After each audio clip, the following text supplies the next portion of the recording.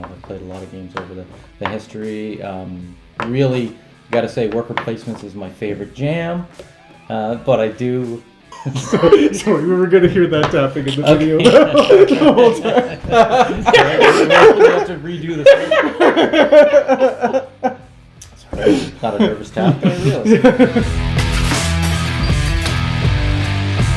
So I kind of want to start, as I was compiling the list, there were games that kind of were just outside the top 10, but I think really still have, a really kind of a special place in my heart, and still I really enjoy. So I kind of wanted to stay with a few honorable mentions before I went through the top 10. So the first honorable mention on my list is a fairly new game called Minos, Dawn of the Bronze Age. Okay. So what really is great about this game is you take a dice mechanic that's similar to Coimbra and really kind of use it as a worker. And what really is cool about Minos is that as you're selecting dice and you're putting on action selection, the higher dice actually get pushed down as you pick lower dice.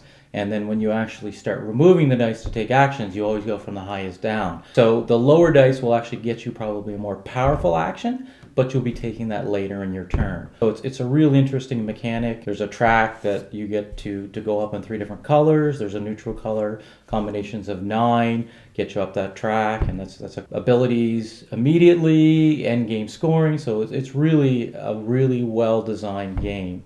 And using dice as kind of your workers. So you really like that? Okay. Yeah, I've 2 plays in, and it's really kind of just outside my top 10, so it's one that I really enjoy. The next honorable mention for me is Ghost Stories.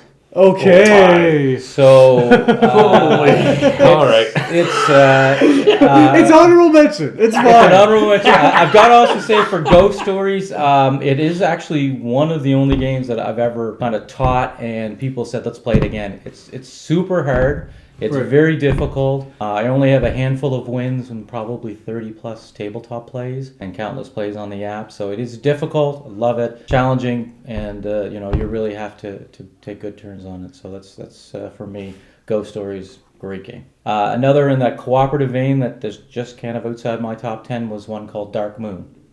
Oh, wow, okay. So Dark Moon is a game they rethemed a Battlestar Galactica offshoot game. So they've rethemed it Dark Moon and they re-released it. So what is great about Dark Moon is it's that you're doing missions. There's the hidden trader, but it has a mechanic where you're rolling dice and then you have to go on missions and you add a dice to the mission to help it succeed. But the dice itself is weighed in a way that there are more negative dice than positive dice. So even if you go on the mission and you have to contribute a dice, you might be a good character, but still have to contribute a negative dice because you have to contribute 1 dice. So that mechanic, it's who's the traitor. So there's a real good balancing of, who is the traitor, trying to find the traitor before the traitor turns and destroys the ship. So that's something for me. I really enjoy that mechanic in Dark Moon. Because that was a fan variant of Battlestar Galactica. That's correct. That they then... Yep. Actually licensed and turned into a real game. And turned into a real game. So it's, again... Because it was more streamlined or whatever than Battlestar Galactica. So, much like Shadows over Camelot, the trader element really adds an extra element to the game. Another one we play a lot is 6 Nimmits. Okay.